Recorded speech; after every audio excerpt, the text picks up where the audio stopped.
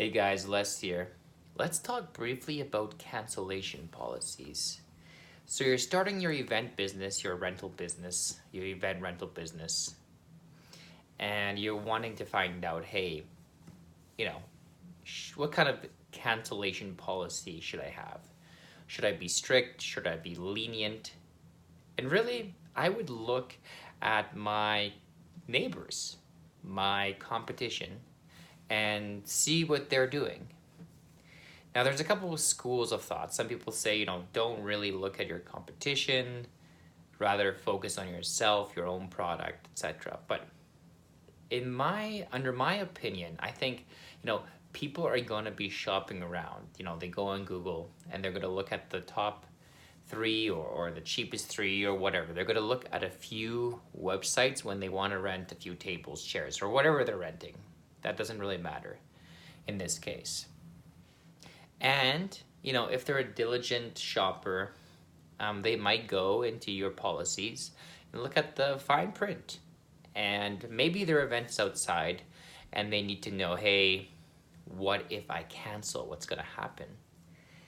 And so I think it's a good idea to see what your competitors are doing because you want to have some sort of advantage, and if not an advantage, at least know that, hey, that client might go to your competitors because this guy has a lenient cancellation policy, Actually, our cancellation policy is pretty strict. What we say is cancel within 30 days and then you get your money back. Otherwise, you do not get anything back. Although, if the person asks, a lot of the time, I will refund them 50% because typically, it's kind of weird, right? Because typically they put down a 50% deposit.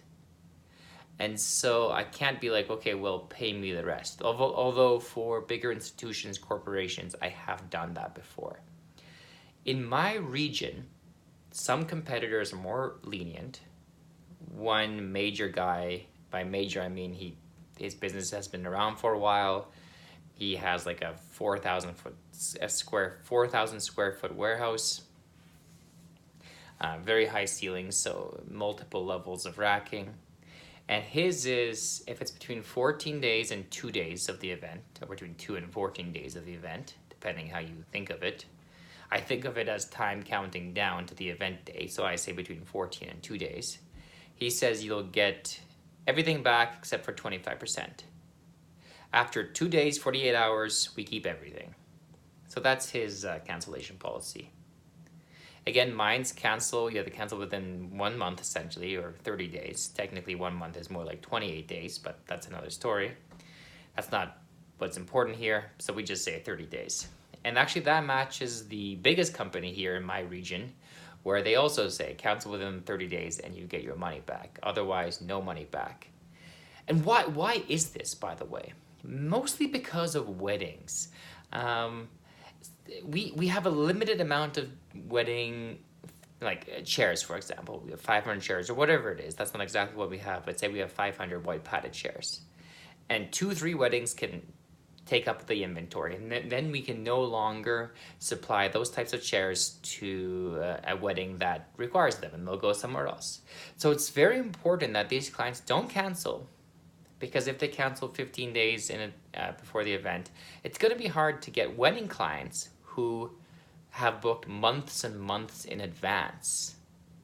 So consider that. And if you don't really do weddings, it might not be that important. But weddings is really the thing that makes these cancellations kind of important. The other thing is I like to have a strict policy because we actually have decent prices. In fact, there is, I think, 4 or 5 brick and mortar locations here in town. By brick and mortar, I say physical, commercial event rental companies. There's a few from home. They don't really count. They're the brick and mortar ones are the real competition.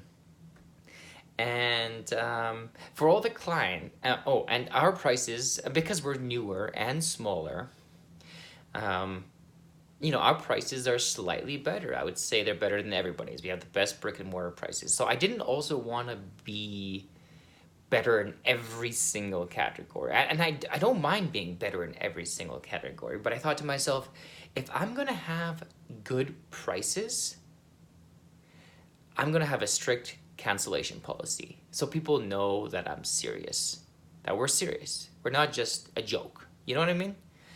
And again, it goes back to the wedding thing as well. And what I've found actually is that I get a better set of clients with stricter policies. My hand's shaking again. And they're just so much easier to work with. They're more serious clients.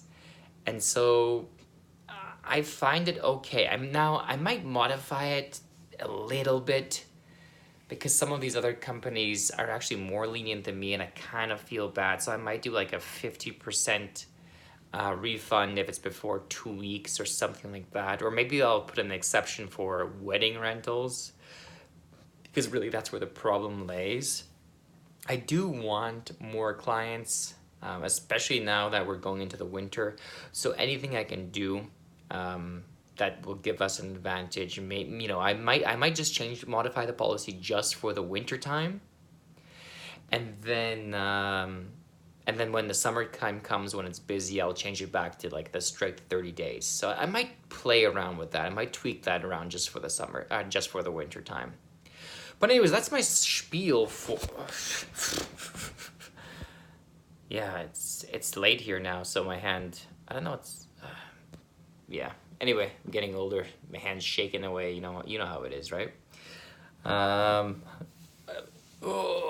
So yeah, that's my spiel. Let me know what you guys think. Maybe you have some strong opinions about that. I'd love to hear them.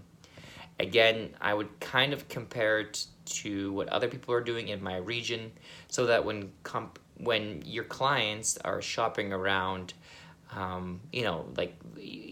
if they're going there or to you, and if you might have a strict policy, like just think about that, because it's important to see what others are doing in your region, so you can compare, you can compete, and perhaps you can improve on your own policies. Take it easy. We'll see you later. Hopefully that helped. Let's get some business done. Sub to the channel if you are new.